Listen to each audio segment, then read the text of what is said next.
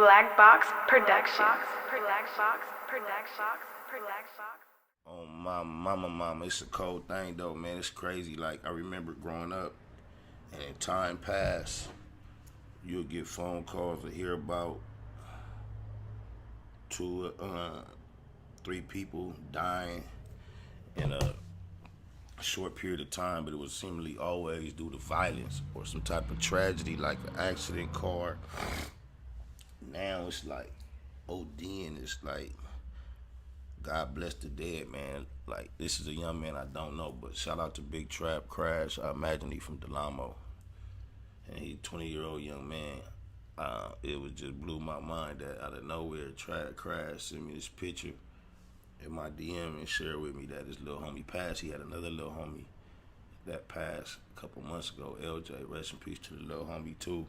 And this has been a very deathly year for me personally, his circle and our combined circles.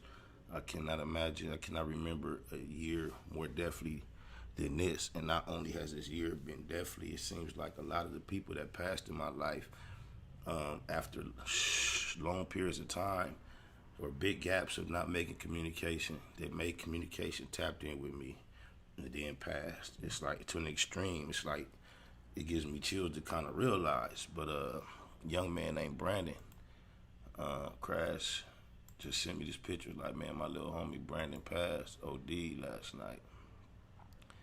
Rest in peace to him, man. It fucked me up. He's kind of giving me some background on him and the story. And then out of nowhere, my nigga, my boy Flo from Lantana, another one of my brothers, one of my hitters, my main goons. He hit me out of nowhere. I mean, Crash hit me with the information about Brandon, rest in peace. And then out of nowhere, Flo hit me and said, "Hey, old girl Nicole overdosed last night." It was like 10 minutes, 2 DMs, 2 different people, and like I say, made contact. A lot of the people that passed made contact with me shortly prior to them passing. This is Nicole, God bless her soul. And why this is so ironic is because not too long ago, my boy Flo came down, God bless his soul, with leukemia.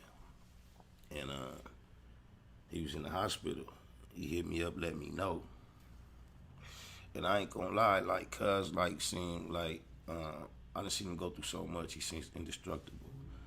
And for some reason, when he said leukemia, it didn't really connect in my brain with cancer. It seemed like it was beatable. It was kind of like when Tupac, you first heard he got shot the second time, because he had got shot already, you kind of thought like, damn, Tupac gonna bounce back. It was kind of like, I didn't really, not to underestimate or have a lack of concern for my loved one, it just didn't register as important as perhaps should have.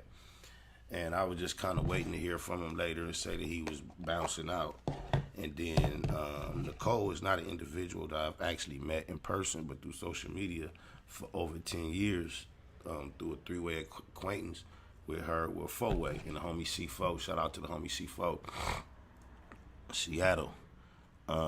I've known of her and known her through social media as an acquaintance of the two homies. So, and she was a lightweight supporter. And then out of nowhere, recently, she hit me on Facebook, and I don't even really fuck with Facebook like that, but I get this in my Facebook when I talk about people making the contact shortly before they pass on. And I really got love for her because this is what motivated me to go see the homie. She's like, "You talked to Flo lately?" And then my response is just, "Yep." And then she like, "Have you visited him?" I think I'm gonna try to get up there tomorrow. When she said that, it kind of like, because I know she talking about coming from Seattle and getting to a hospital in Long Beach. And it kind of like checked me. So, you know what I'm saying? Because she sent me that. You see, she made it there to see the homie like a G, like she was supposed to. And then, you know what I'm saying, I gotta salute her. Thank you, baby. Because she did that, on my mama. You know, I did what I felt I was supposed to do.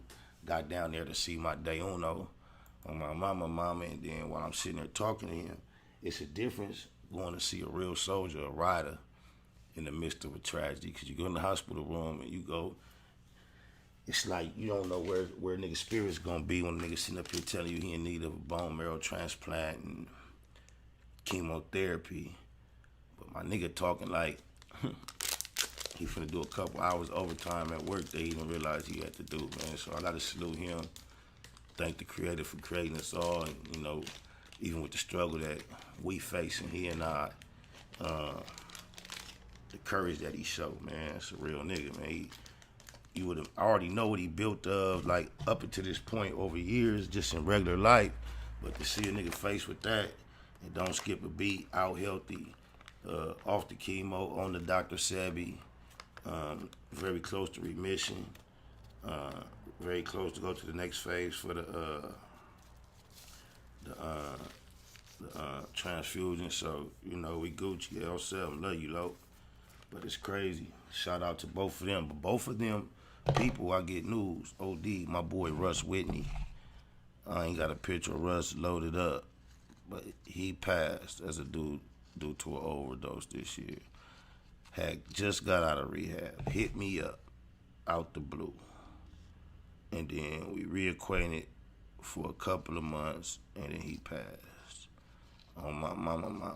I ain't share with y'all the depths of how out of nowhere neighborhood Nip tapped in, grabbed me up under his wing, and we was making moves and plans and plots to execute.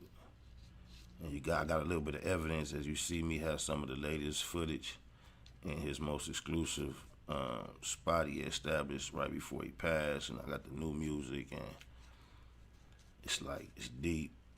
My boy Josh from Arizona, rest in peace, tapped in with me from after a long time on my mama. I ain't putting no extras on it, y'all. And then about a month later, he passed due to victim suicide. My cousin Shanky, rest in peace. It wasn't like we had a big gap of absence, but she lived in Arizona, and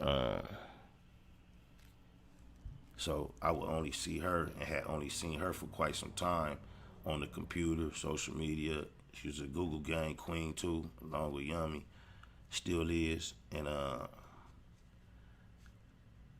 hadn't seen her in person for a long time, but when Nipsey passed, type of love she had, she came and made a journey. Her and my homie, Baby Jinx, they was together. Love you too, Crip. And love the way you took care of my cousin, God, my mama. And so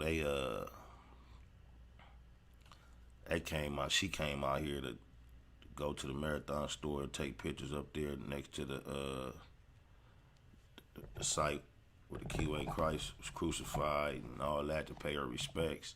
So I was able to see her shortly before, and then 30 days later she passed. So it's just deep. It's deep, man. Love y'all for, you know what I'm saying, Bay Mac with me and caring about what I... With Nip Hustle. Big shout out to my nigga SPI, Spotter Low. You know I'm in the black box, had to come through, tap in, show love one time. Yeah, y'all make sure y'all subscribe. Stay tuned.